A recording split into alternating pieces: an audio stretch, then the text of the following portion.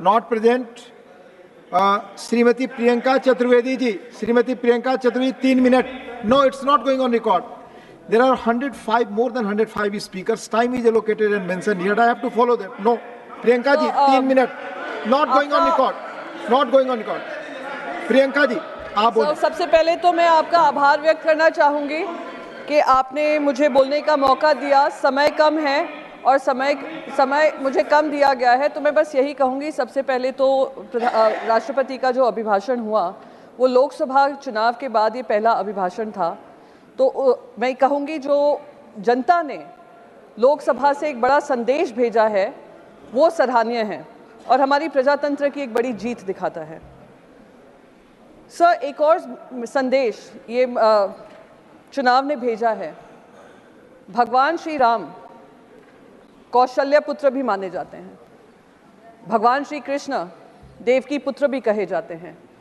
वो कौशल्य पुत्र और देवकी पुत्र ने मिलकर एक संदेश भेजा है और नॉन बायोलॉजिकल जो कहते हैं अपने आप को, उनको एक फर्क दिखाया है और ये बताया है कि भगवान का अवतार भी अपनी माँ के नाम से भगवान माना जाता है। तो ये सबक जो सिखाया, मैं सारी देश की जनता को आभार व्यक्त करना चाहूँगी। वो सारे बायोलॉजिकल वोटर्स जिन्होंने आकर नॉन बायोलॉजिकल को एक सबक सिखाया है, उसे ये कुछ सबक सीखेंगे। और यही कौशल्य पुत्र और देवकी पुत्र ने उत्तर प्रदेश से लेकर महाराष्ट्र तक, अयोध्या से लेकर नासिक तक भारतीय जनता पार्टी को हराया है। तो मैं उन सभी लोगों का आभार व्यक्त करना चाहूँगी।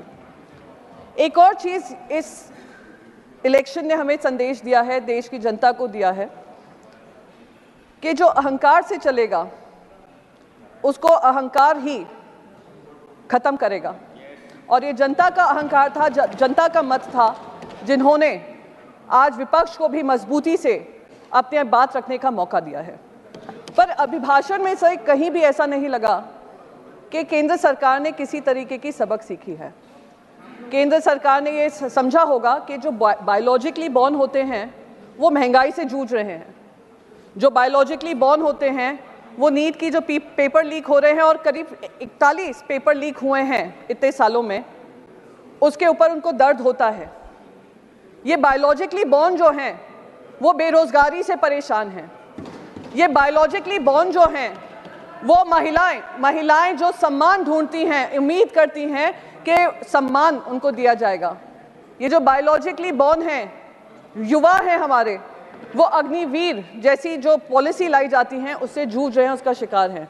जो बायोलॉजिकली बॉर्न हमारे किसान हैं वो भी त्रस्त हैं। पर उनके अभिभाषण में कुछ भी ऐसा नहीं दिया गया केंद्र सरकार की तरफ से जो दिखाता है कि कोर्स करेक्शन होने वाला है।